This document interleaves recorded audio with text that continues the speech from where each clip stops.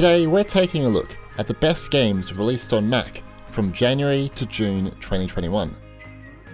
Number 5, we have Old World. Mac is never short of receiving new 4x strategy games. Old World mixes, Civ 6 with Crusader Kings 3 gameplay to create a fairly good historical strategy game. In fact, I believe the developer worked on Civ 4? Let it be clear though that Old World does not have anywhere near the character-focused depth CK has.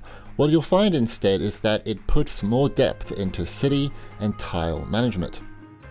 Anyway, Old World is best played on a Mac with a 2GB or better dedicated graphics card or an Apple Silicon based Mac. In fact, it is fully native on Apple Silicon, but it is still quite demanding, playing with the best performance at 1440p resolution on M1 Max, or 900p on M1. Old World is available on Steam, where it is native on Apple Silicon, but the Epic Games Store and GOG versions run through Rosetta. Number 4 is Inscryption. Originally released in October 2021, in June, Devolver Digital ported roguelike deck-building game Inscryption to Mac. Devolver said in a blog post, "Normally, Unity makes Mac ports fairly easy, but due to the scope and weirdness of Inscryption, there were plenty of platform-specific bugs to work out. The game runs wonderfully at 4K on the original M1 chip now. Inscryption is so unbelievably polished, from the art design, card gameplay and story, and all of you can enjoy it.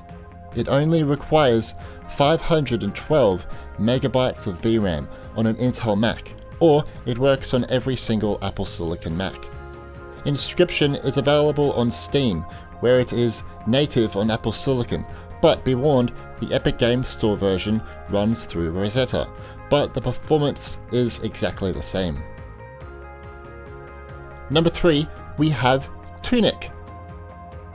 From the moment I saw this game at E3 2017, I knew I'd fall in love with it. It mixes classic Zelda gameplay with modern isometric action gameplay. It's brilliant. The art style, I guess, leaves much to be desired at times, sure, but it's a perfect example of don't judge a book by its cover. Its art style makes it look playful, but it's very hard. I strongly suggest playing this one with a controller to get the timing down for the combat and puzzles. It offers a native Apple Silicon port too, which is very good to see from a small developer. I can play it at 4K on my M2 13-inch MacBook Pro, which is nice. TUNIC should be supported on most Macs back to 2013, but for the best experience, keep it to a 2015 and later Mac. It is available on Steam, GOG, and the Epic Games Store. The Epic version is not native on Apple Silicon. Number 2 is Total War WARHAMMER III. As usual, you can trust Feral Interactive for bringing a huge AAA game to Mac. WARHAMMER III is the final installment of the sweeping Total War WARHAMMER trilogy. Four ruinous powers seek to slip their bonds, swarming from the realm of chaos to engulf the world in a tide of demonic corruption. WARHAMMER III is interesting on Mac for a few reasons. It's exclusive on Apple Silicon right now, as it has performance issues on Intel Macs. It's one of the first Mac games to support AMD FSR 1.0, and it was optimized for Apple M1 via Rosetta 2. You see, many multiplayer libraries are Intel only, so Feral could not make it a native title.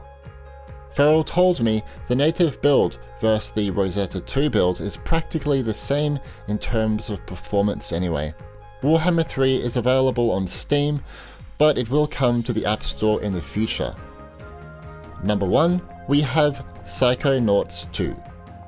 It took ages for this 3D platformer Psychonauts 2 to come to Mac. I almost lost hope. Then, out of the blue, Double Fine dropped it. Some of you have the tendency to complain that I show too many indie games for Mac on this channel. It's not like I go out of my way doing this, it's just that there are hardly any AAA games to show. Besides this, these type of indie games are so important to keep Mac gaming alive. Psychonauts 2 blurs the lines between being a AAA title with its high-end visuals, engaging cinematics and thumping soundtrack. Plus, it was published by Microsoft. The game is best played on an Intel Mac with a 4GB or better dedicated graphics card, or an Apple Silicon based Mac. I don't know why the game isn't native on Apple Silicon, it runs through Rosetta, but it still gets good performance with 1080p on M1 and M2, 1440p on M1 Pro, and 4K on M1 Max and M1 Ultra. Psychonauts 2 is available on the Mac App Store, on Steam, and GOG. Here are some bonus games. The Stanley Parable Ultra Deluxe has everything from the original 2013 game, but the Ultra Deluxe version brings heaps of new content, new choices, new secrets to uncover, and slightly better graphics. Ghost on the Shore is a wonderful indie adventure game that explores themes of death, discovery, dialogue, interactions, and much more. Citizen Sleeper is a cool new indie cyberpunk RPG that has overwhelmingly positive reviews on Steam. I haven't played enough of this game to put it on the main list right now, but I imagine by the end of the year it will be in my top 10 Mac games of 2022 list. Here are some games coming to Mac later in 2022. Survival horror Resident Evil Village is one of the biggest AAA games to ever drop on Mac, and it's by Capcom of all developers. It will support Metal 3 and Metal FX upscaling. It will be able to play at 1080p on M2 and 4K on M1 Ultra. Feral Interactive are pleased to confirm that Grid Legends is coming to macOS later in the year as a native Apple Silicon title exclusively on the Mac App Store. They also told me it will support racing wheels and pedals, and it will utilize Metal FX upscaling. No Man's Sky will take advantage of Metal 3 to allow Mac gamers to explore rich, expansive worlds. It will use Metal FX temporal AA and upscaling to deliver high-quality rendering on Apple Silicon Macs. So what do you think of these new Mac games from the first half of 2022? A small list? Yes, but in my opinion, we have some very excellent titles to look at here, all which utilize advanced technology on Apple Silicon Mac and are just good games. We also have some very cool upcoming games too that will support Metal 3 and other important technology, and I'm really excited to look at these games later in the year. Anyway, my name is Stewie and thanks for watching.